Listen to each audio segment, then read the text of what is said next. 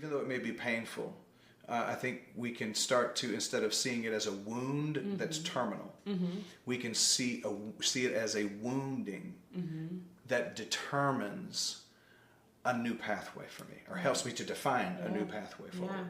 Instead of seeing it again as something that's causing me to bleed out, we can see it as an opportunity to glean some wisdom about how not to do my spiritual journey. So we'll probably touch on some issues like hell, the Bible, how it was formed.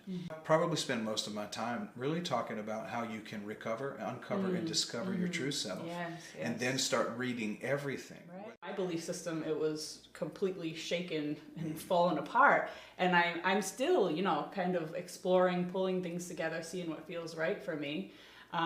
So yeah, I think everyone deserves that opportunity, and trauma as a wounding instead of a fatal wound is a nice concept, because, you know, we don't have to sort of let it end there. Right. You know. Right. It can be a growth. It could be a new life. But if you categorize it and it's bad, you'll never glean anything from it, because you'll lock it away. Yeah.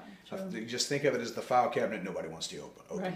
That's the way it will be treated if you just go, it was bad. Right. No, not necessarily. There may be some bad things. And of course, if someone experienced a high level of abuse, I understand it. Right. My level of abuse is not the same as someone else's. But there is a way to start to categorize. In other words, if you had to endure that, you may as well get all of the cider out of the apple that you can. That's true. Get the good, at least. Yeah, and people are all in all different places. Some people might not be ready to do that. Some people may never do it. That's fine. If they don't want to believe in anything, we're good with that, you know? But yes, taking the wisdom, I mean, if you had to go through all that, like once you settle down about it, you can, you know, pick the nuggets, like you said, out of it. And I spent 25 years indoctrinated. That's enough time to get multiple doctorates in how not to live my spiritual life. You studied hard, John. I did study hard. And let me tell you something. I paid high enough tuition. I've got the diploma.